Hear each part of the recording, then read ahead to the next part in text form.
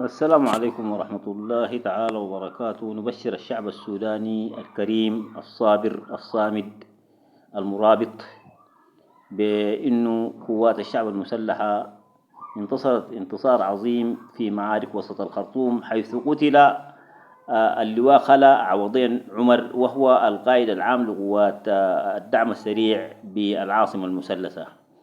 ودمرت 45 عربية قتالية بكامل عتادها ورجالها، ولله الحمد وله الشكر وله المنة على ذلك.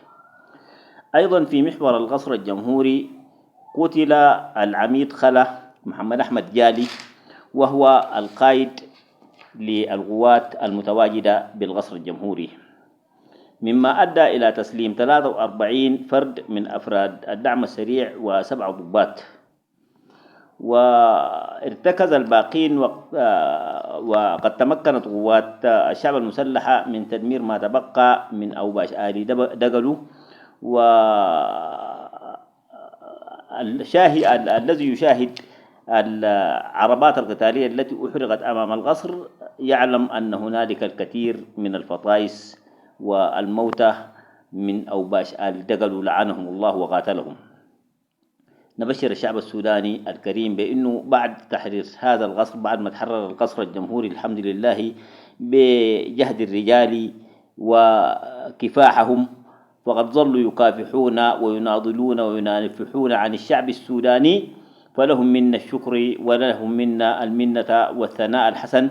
ولموتاهم الشهداء عاجل رحمة الله تعالى. نسأل الله سبحانه وتعالى أن يتقبلهم بغفرانه ومغفرته، وأن يكرمهم بجنات النعيم، وأن يعجل بشفاء الجرحى، وأن يعيد مفقودي حرب الكرامة إلى أهلهم سالمين، مدنيين كانوا أم عسكريين. نطمن الشعب السوداني بأنه خلاص القصر الجمهوري تحرر، وغالبا ما يكون خلال هذا المساء خطاب للسيد القائد العام لقوات الشعب المسلحة من مكتبه بالقصر الجمهوري بإذن الله تعالى.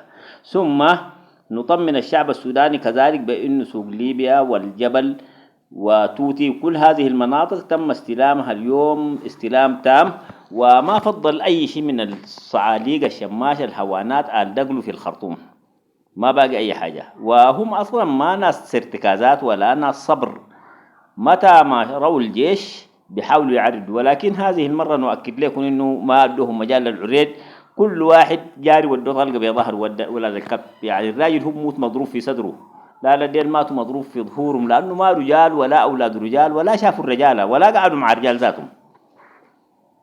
أي زول يشتغل في هذه المديشة والله ما جالس الرجال ولا بيعرف الرجال ذاته، خليه يكون هو راجل. ما قعد الرجال، أبوه في البيت ما راجل، عمه ما راجل، وخاله ما راجل، لأنه لو أسرة رجال ما كان من الأول ما كان خلوه قاتل الشعب السوداني وقوات الشعب اللي بتحمي الشعب السوداني.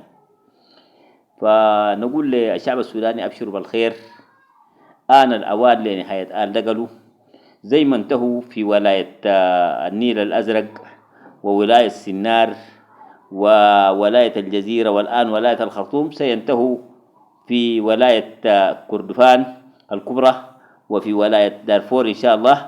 نسأل الله سبحانه وتعالى أن يعجل بذلك.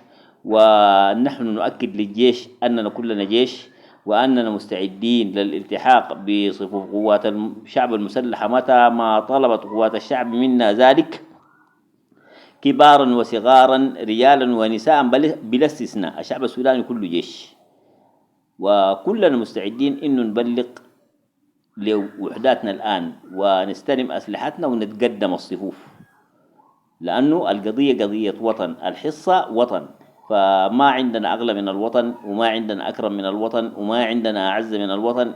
سنظل ندافع عن الوطن ومواطنيه حتى آخر نفس من أنفاسنا. نسأل الله سبحانه وتعالى أن ينصر قوات شعبنا المسلحة نصرا مؤزرا، وأن يثبت أقدامهم، وأن يسدد رميهم، وأن يؤلف بين قلوبهم، وأن يوحد صفوفهم، وأن يملكهم ناصية أعدائهم. ونسأله جلت قدرته أن يزلزل الأرض تحت أقدام الدعم السريع، أن يفرق جموعهم، وأن يشتت شملهم، وأن يدخل الرعب إلى قلوبهم، وأن يجعلهم وما يملكون غنيمة لقوات شعبنا المسلحة. ربنا لا ترفع لهم راية ولا تبلغهم غاية، واجعلهم يا قوي يا متين لمن خلفهم آية. وصلوات ربي وسلامه على سيدنا محمد وعلى آله وأصحابه والتابعين. والسلام عليكم ورحمة الله، وسنوافيكم بكل جديد خلال هذا اليوم إن شاء الله.